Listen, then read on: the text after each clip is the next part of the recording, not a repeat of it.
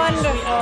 You know, they're the kindest, most passionate, excited fans, and you know, that's what you, as an actor, you want to show up on a red carpet and you want to feel that. You want to hear throngs of people screaming that they're excited about the movie. That's the best reward we can get.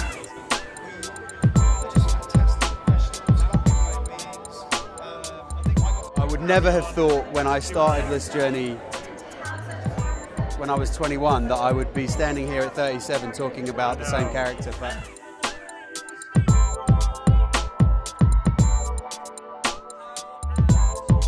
it's one of the few jobs that you do where you know people will be watching it long after you've died. You know what I mean?